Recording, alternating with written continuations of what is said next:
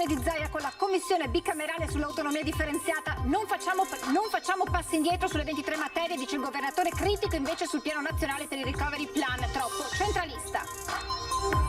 Il ministro sul turismo Garavaglia stamane a Venezia, l'incontro con il presidente Zaia e gli operatori del settore. Sul tavolo tanti temi, dalla ripartenza dei voli internazionali alla carenza di personale. Danni agli stabilimenti balneari di Sottomarina a causa di una violenta tromba d'aria nella notte. I gestori, ennesima mazzata, ma non ci pieghiamo.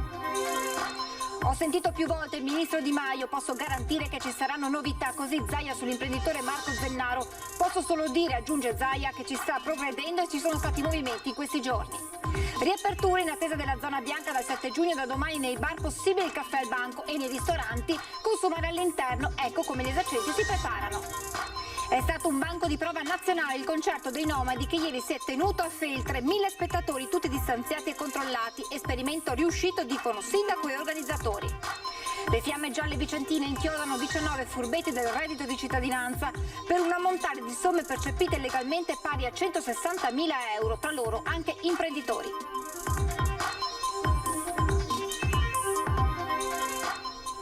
Edizione regionale dei telegiornali di Antena 3, buonasera e ben ritrovati. Partiamo dunque con l'audizione di Zaia in Consiglio regionale con la commissione bicamerale sull'autonomia differenziata. Chiaro il punto di partenza, ovvero non facciamo passi indietro sulle 23 materie, quanto dichiarato dal governatore. Allora andiamo proprio in Consiglio regionale con il nostro Filippo Fois insieme proprio al presidente Zaia per sentire che cosa è emerso in audizione nel pomeriggio. Da Venezia, da Palazzo Ferrofini, sede del Consiglio regionale. Accanto a me il presidente della regione Luca Zaia. Si è concluso da poco l'incontro con la commissione bicamerale per le questioni regionali.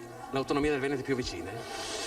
Beh, decisamente sì, intanto nell'agenda di governo si parla di autonomia, si parla comunemente di autonomia, grazie a quel grande sforzo, quel grande segnale di civiltà che hanno dato i veneti il 22 ottobre del 2017.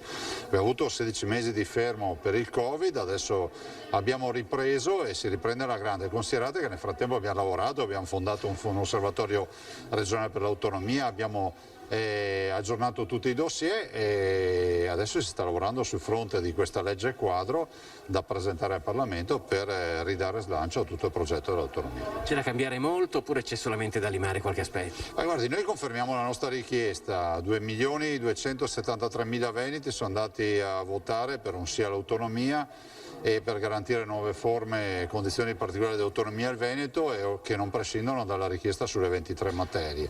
C'è la volontà di non fare la secessione dei ricchi come dice qualcuno, ma di ragionare rispetto all'ambito delle deleghe previste dalla Costituzione, quindi nella totale legalità, autonomia, prova ne sia che oggi c'è qui la commissione ufficiale bicamerale del Parlamento italiano per parlare di autonomia. E che aria tira a Roma? La concedono quelle delle richieste che avete fatto? Beh, sicuramente un bel clima nella commissione bicamerale che c'è qui oggi, che è una delle pietre delle colonne portanti di questo processo di autonomia. Diciamo che ormai è nel linguaggio comune parlare di autonomia differenziata, del capo dello Stato che la cita spesso alle altre istituzioni dello Stato. Ci sarà ancora qualche piccola nicchia di qualche dubbioso, ma insomma andremo anche a convincere anche quelli, visto considerato che dall'altra parte non c'è Luca Zaia ma c'è il popolo veneto senza casacca politica che sta chiedendo l'autonomia. Ultima domanda, perché so che è molto di fretta: è pensabile che la legge quadro arrivi alle Camere già a luglio? Ma io spererei proprio di sì, dopodiché non dipendono da noi questi tempi. Certo è che noi vogliamo che ci sia questa azione. Dall'altro ho anche detto oggi alla Commissione che quel segnale sul PNRR, quindi il Piano Nazionale di Ripartenza e Resilienza, non è un bel segnale perché è un segnale centralista, nel senso che gli enti locali diciamo, sono delle comparse in questo film, un film importante che è quello di un grande finanziamento che passa e senza gli enti locali, parlo di regioni, parlo di comuni, la messa a terra di questi interventi la vedo difficile governata direttamente da Roma. Ringraziamo il Presidente della Regione Luca Zaia, restituiamo la linea allo studio. Grazie a Filippo Fois, Simone Merlo e naturalmente al Presidente Zaia. E di richieste legittime parla la Presidente della Commissione parlamentare questioni regionali Emanuela Corda. Siamo pronti, ha detto, ad accelerare l'iter dell'autonomia, non escludendo però di delimitare il perimetro delle richieste. I cittadini hanno perfettamente ragione, perché nel 2017 non solo il Veneto ma anche la Lombardia si era espresso proprio su questo tema, tra l'altro dando un consenso incredibile, oltre il 95% dei sì all'autonomia differenziata. Noi come Commissione bicamerale non possiamo fare altro che dare nuovo impulso ovviamente a questo processo, perché purtroppo c'è stato questo evento gravissimo della pandemia che ha bloccato un pochino i lavori parlamentari e anche i nostri, ahimè. Infatti oggi abbiamo ripreso una missione che era stata purtroppo annullata a causa Covid, ma devo dire che oggi con il Presidente Zaia, con il Consiglio regionale abbiamo preso degli impegni importanti e ci teniamo a rimarcare che comunque... Vale a dire? Ci impegneremo per accelerare l'iter. Tra l'altro Ma già di luglio, se posso chiedere, di luglio come approdo della legge quadro alle Camere? Questo non glielo so dire, perché non voglio dire delle inesattezze, perché ovviamente bisognerà vedere anche il governo come si porrà, però il ministro Gelmini su questo punto è stato molto disponibile e ha parlato proprio di legge quadro. Tra l'altro abbiamo un testo già pronto, che è il testo boccia, che era pronto per il Consiglio dei Ministri, poi ahimè è caduto anche il secondo governo Conte, ma devo dire che abbiamo constatato che appunto l'attuale ministro si è reso disponibile e noi con la Gelmini faremo un lavoro di raccordo. Forse magari informando un po' di più e cercando di capire come anche delimitare il perimetro poi di quelle che sono le richieste, potremo trovare una soluzione tutti insieme e ovviamente assecondare queste richieste legittime. Ed è il tema dell'autonomia al centro del sondaggio che vi presentiamo questa sera. Il quesito al quale vi chiediamo di rispondere è: autonomia possibile con il governo Draghi? Se la risposta è sì, numero da comporre è quello in verde, 0422 1626 691. Se la risposta è no, il numero è lo 0422 1626 690. La chiamata è gratuita, è sufficiente uno squillo, anche se sentirete occupato la vostra risposta verrà ugualmente e correttamente registrata. L'esito del sondaggio questa sera nel corso di Ring. Ma la giornata politica e istituzionale del Presidente Zaia era già iniziata questa mattina con la visita a Venezia del Ministro del Turismo Garavaglia, che ha incontrato non solo il Governatore ma anche tutte le categorie coinvolte nel comparto turistico. Insomma, qualcuno ha detto che noi cos'è? Tutte le cose che abbiamo in giro per il mondo si trovano. Da noi c'è una particolarità, ci sono tutte. Con i suoi 72 milioni di presenze, con il 67% di turisti stranieri e un fatturato da 18 miliardi di euro, il Veneto è la prima regione turistica d'Italia. Un ruolo riconosciuto anche dal ministro Massimo Garavaglia, che stamane è arrivato a Venezia per un confronto con il presidente Zaia. Una cosa che ho capito da questa visita è che il Veneto è il turismo, è vero, c'è tutto. E anche è un momento particolare, perché adesso siamo nel momento della ripartenza e dobbiamo partire veramente veloci. Il ministro al turismo ha anche incontrato gli operatori del comparto, che hanno presentato le loro richieste per una ripartenza davvero veloce. È stato un incontro operativo e concreto, come sono i veneti, ha detto Garavaglia.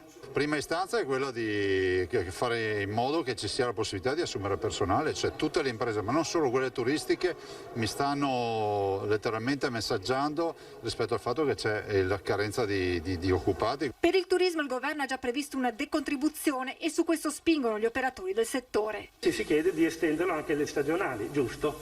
Perché anche gli stagionali hanno questa necessità. Istanza che Garavaglia si è impegnato a portare come emendamento al decreto semplificazioni o sostegni. Turismo, ha spiegato Zaia, che ha un ruolo fondamentale per l'intero tessuto economico. Il turismo è un elemento di comunicazione eccezionale, straordinario, e quindi porta il Veneto in giro per il mondo, e quindi tutti i nostri imprenditori degli altri comparti riescono a trovare delle vie, diciamo, di entrata nei mercati grazie anche alla conoscenza dei nostri territori. Al centro del confronto anche le regole per viaggiare, con il Green Pass che dal 15 giugno dovrebbe diventare elettronico, e con la proposta della Commissione europea perché sia valido dopo 14 giorni dall'ultima dose di vaccino o 180 giorni per i guariti. E ancora la richiesta di eliminare il tampone per i turisti extra UE che arriveranno in Italia. Abbiamo chiesto al Ministro Speranza di togliere il tampone per chi è vaccinato, perché se uno è vaccinato perché gli devi fare il tampone. Sono 9 milioni gli italiani che si sposteranno per il ponte del 2 giugno, mentre il 54,5% dei nostri connazionali ha già prenotato o ha l'intenzione di fissare le vacanze in Italia, il 10% in più rispetto al 2020. L'obiettivo ora è quello di intercettare i turisti stranieri. Se riusciamo a sbloccare il tema dell'incertezza che molti stranieri hanno per venire qui, che hanno paura della quarantena o quant'altro, decisamente si va avanti. Un'ultima battuta il ministro la fa sul tema autonomia legata al turismo. L'autonomia dà una spinta in più, dà più voglia di fare, più voglia di fatturare. Ed escono soddisfatti gli operatori del turismo dall'incontro con il ministro Garavaglia. Garavaglia è una persona concreta che sa ascoltare, è un coro unanime quello che si alza dagli operatori del turismo che hanno incontrato il ministro. Sul tavolo le priorità per ripartire, ad iniziare dalla carenza di personale, ma dall'esponente del governo sono arrivate rassicurazioni. Il consolidamento della legge 145 della Bolkestein, il ministro anche oggi ci ha dato conferma e rassicurazione che subito dopo l'estate verrà ripresa in maniera proficua l'interlocuzione col commissario Breton. La situazione è al momento tragica, ad esclusione di mare e montagna da cui arrivano segnali di ripresa per luglio e agosto, le città e i borghi sono in sofferenza. È la fotografia di Assoturismo Veneto Confesercenti che evidenzia come a pesare sia l'assenza dei turisti stranieri. Finché non vengono rimessi tutti i voli intercontinentali e internazionali dovremo soffrire. Invece il polso sul mare e montagna, visto la nostra presenza degli italiani, è abbastanza buona. Concetto questo rimarcato anche da Federalberghi. Uno riguarda quello delle infrastrutture. Se il turismo riparte, necessariamente c'è bisogno che riparta anche tutto il sistema del trasporto, altrimenti resteremo relegati ancora per molto a un turismo di prossimità e non ce lo possiamo permettere. E a proposito di turismo, arriva la doccia fredda del maltempo per Sottomarina, che si sta proprio preparando a ripartire per questa stagione estiva. Sono danni ingenti agli stabilimenti balneari dopo la violenta tromba d'aria che ha interessato la zona la scorsa notte. I gestori, ennesima mazzata, ma non ci pieghiamo. Non c'è davvero pace per i gestori degli stabilimenti balneari che dopo la crisi subita a causa della pandemia ora devono fare i conti anche con il maltempo, proprio in questo momento in cui hanno riaperto. Una tromba d'aria si è abbattuta sul litorale di Sottomarina, scoperchiando i tetti e sradicando gli ombrelloni. Dopo mesi di incertezza e il maltempo delle ultime settimane, tutto era pronto per ripartire con la stagione, quando l'impeto della tromba d'aria ha duramente colpito soprattutto 3 stabilimenti a Sottomarina, i Bagni Perla, Sirena e Minerva. Sono stati praticamente estirpati, sradicati 40 o 50 ombrelloni, il parcheggio è stato quasi completamente distrutto, infatti abbiamo dovuto rimontare da capo tutte quante le coperture per le auto, i camerini erano circa 21-22, sono rimasti quelli che vedete adesso, abbiamo calcolato che all'incirca saranno 40-50 mila euro di danni. Ai Bagni Perla le cupole dei giochi per i bambini sono addirittura finite nel parcheggio. Mi è volata via l'insegna, già quella è un bel patrimonio, tutte le tele del parcheggio si sono tutte rotte, i cavi si sono rotti, e mi sono volate via 2 cupole dei giochi, un gioco si è proprio distrutto, ombrelloni rotti, sedie, tavoli. Ma nonostante l'ennesimo ostacolo e un'intensa notte di lavoro, la determinazione nel ripartire è tanta. Siamo sempre più convinti per fare una gran bella stagione, anche se è successo tutto questo, e ti dico, adesso parlo anche male perché credimi sono stanchissimo, perché sono dalle 2 di questa notte che stiamo mettendo tutto a posto. Se vuoi vedere ci sono ancora i ragazzi che stanno saldando, i ragazzi che stanno ancora raccogliendo i relitti, diciamo, di tutto quello che è capitato. Vabbè, speriamo che sia una buona stagione e potersi rifare. Noi dei stabilimenti balneari nessuno ci piega, lavoriamo dalla mattina alla sera, devo ancora andare a letto, ho fatto tutta una tirata, ma ripartiamo. C'è però un appello alle istituzioni, in primis alla Regione.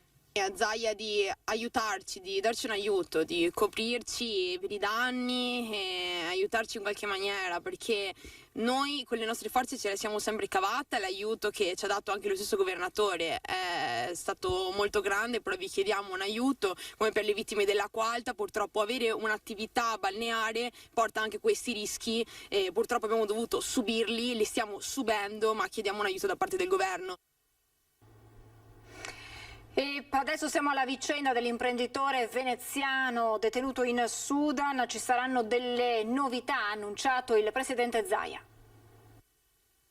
Ho sentito più volte il ministro Di Maio, posso garantire che ci saranno novità.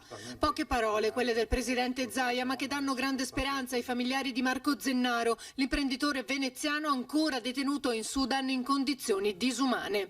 Noi lo vogliamo libero, ha aggiunto il governatore. Posso solo dire che si sta progredendo e ci sono stati movimenti in questi giorni. Il ministro l'ho sentito non più tardi di ieri sera e credo ci saranno comunicazioni, ha concluso. Mentre nella capitale sudanese è arrivato il dirigente della Farnesina, da cui la famiglia attende novità da un momento all'altro. Da giorni si sono mossi anche gli esponenti politici locali per tenere alta l'attenzione sul caso di Zennaro, detenuto senza alcuna giustificazione nella capitale sudanese da ormai 2 mesi. E domenica a Venezia le società remiere hanno dato vita a un corteo acqueo in suo onore, con le loro imbarcazioni a punta della dogana per chiedere a gran voce che Marcos sia liberato. Mi sento rincuorato, ha detto il fratello Alvise. Tutta la città si è stretta intorno alla nostra famiglia. È stato un bel segnale di amicizia, di fraternità, di sport a tutto il paese. Speriamo che questo messaggio sia arrivato anche a Marco. Abbiamo parlato di turismo in apertura di telegiornale. Bene, a Padova tornano a vedersi i turisti in centro, si torna a bere il caffè al bancone dei bar. È un segnale di ritorno alla normalità che per i pubblici esercizi padovani vale 1 milione di euro al giorno. Sì, finalmente, lo stavamo aspettando, ormai è già un mese che siamo rientrati, però avere la possibilità di lavorare anche all'interno aiuta. Il locale senza porte, queste porte le vuole riaprire ai suoi ospiti, che tra poche ore potranno tornare a sedere e gustare il tradizionale e cereberrimo caffè al Pedrocchi. Torna il servizio all'interno per bar e ristoranti, torna con il mese di giugno anche il servizio al bancone. Si potrà fare colazione al bar o pasticceria al bancone, quindi all'interno. Si potrà sempre all'interno andare a pranzare nei nostri bar o ristorantini preferiti o a cena in una pizzeria, in un ristorante, in una birreria, sempre all'interno. Quindi diciamo con il coprifuoco alle ore 23 e il distanziamento interpersonale di 4 persone al massimo sedute allo stesso tavolo, un piccolo passo avanti anche se con ancora qualche limitazione. Un sospiro di sollievo per un settore che da domani e solo in provincia di Padova vedrà aumentare il fatturato diretto di 1 milione di euro al giorno.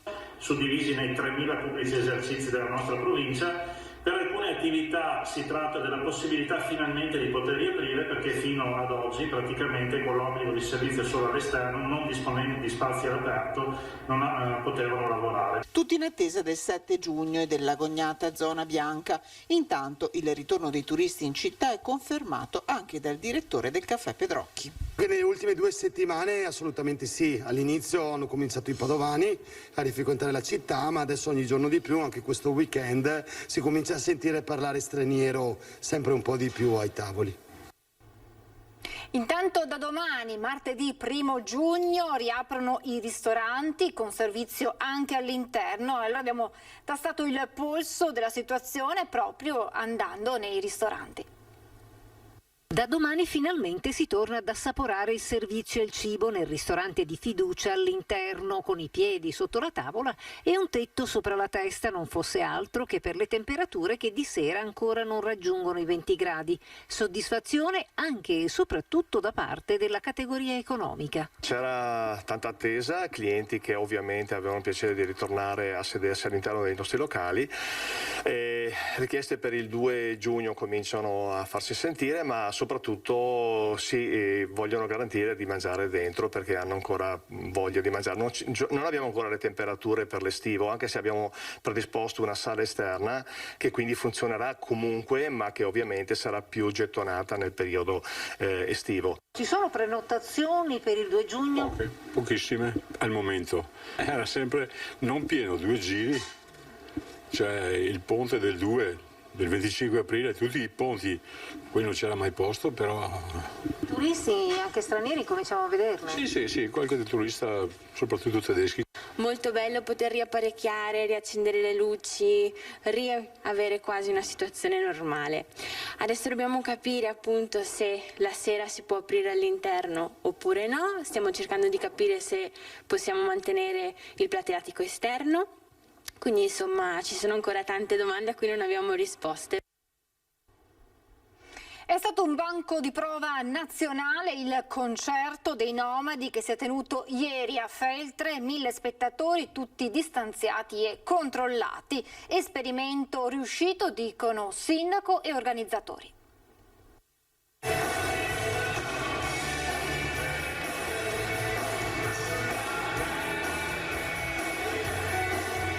Vuole vivere il mondo della musica in Italia e lo fa partendo da Feltre con i Nomadi, una delle band più amate di sempre. Quello di domenica pomeriggio al Palaghiaccio, tra distanziamenti e misurazione della temperatura, è stato il primo vero grande concerto dopo mesi di silenzio, un test nazionale completamente riuscito e destinato a fare scuola in questa estate 2021. Si è svolto tutto al meglio, c'era il tutto esaurito, quindi vuol dire che c'erano le 1000 persone che sono consentite dalle normative. Devo dire che il pubblico è stato assolutamente educatissimo, ha rispettato pienamente il distanziamento, le disposizioni, e questo dimostra che evidentemente si può davvero riuscire a ripartire. Adesso è ora di farlo e lo si può fare. A portare i Nomadi nel bosco Driole Riva è stato il loro road manager, il feltrino Giovanni Tosato, che così ha lanciato un duplice messaggio al mondo dello spettacolo e alla stessa città del Castaldi. Il clima che si respirava era di tanta voglia di ricominciare a vivere delle cose normali, proprio di ritrovarsi, di stare assieme, di ascoltare della musica, un concerto live che è puramente vita. Vita che si è riversata al Palaghiaccio, dove il palco è stato disallestito in tempi record, ma anche popolando i locali alla prova della ripartenza. Finalmente un po' di vitalità, dalla mattina già c'era gente che girava, che ha chiesto di venire qua a pranzo, già alle 11:30 la gente voleva pranzare. Fantastica musica, era molto meraviglioso. Dalla musica dai balconi alla vera musica dal vivo, la carrellata di successi è stata travolgente, inni generazionali da cantare finalmente tutti assieme. Da Feltre un messaggio a tutta Italia.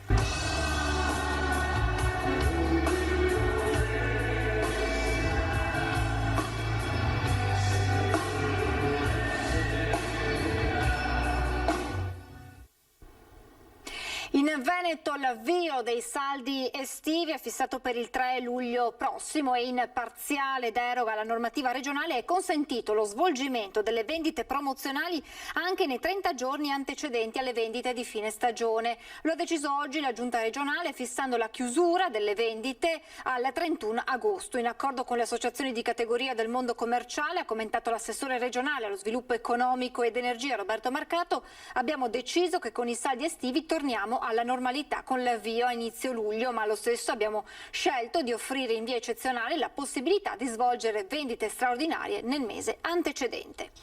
E adesso la cronaca con le fiamme gialle di Vicenza che hanno scoperto 19 furbetti del reddito di cittadinanza per un ammontare di somme percepite illegalmente pari a 160.000 euro, tra loro anche imprenditori, persone in carcere, vincitori di somme mai dichiarate. Furbetti del reddito di cittadinanza nel mirino della finanza vicentina, in 19 denunciati per indebita percezione per aver dichiarato il falso. La somma della truffa di denaro percepito illegalmente ammonta a circa 160.000 euro. Il tutto in una panoramica territoriale che abbraccia l'intera provincia, da Vicenza a Bassano del Grappa, da Schio a Montecchio Maggiore, a Rosà, Valdagno, Roana, Poiana Maggiore, Carré, Velodastico e Valli del Pasubio. Tra loro i profili più disparati.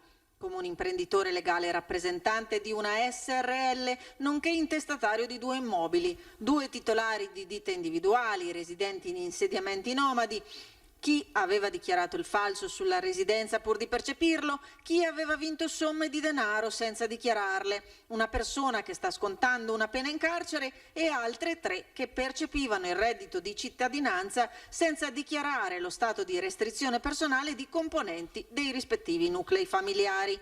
La Guardia di Finanza ha proposto all'Istituto di Previdenza il blocco delle singole posizioni e il recupero delle somme percepite illecitamente. Prima di salutarci vi ricordo l'appuntamento questa sera alle 21:15 in diretta su Antenna 3 con una nuova puntata di Ring. Ospiti Roberto Marcato, assessore regionale della Lega, e ancora Giacomo Possamai del Partito Democratico, l'onorevole Marco Marin di Coraggio Italia, l'onorevole Luca De Carlo di Fratelli d'Italia, Vendemiano Sartor, presidente di Confartigianato Marca Trevigiana. Poi nell'ultima parte, da non perdere, un'intervista con Massimo Cacciari. Appuntamento dunque a partire dalle 21:15 in diretta su Antenna 3 con Ring. È davvero tutto, vi lascio le previsioni del tempo, grazie per essere stati con noi, buona serata.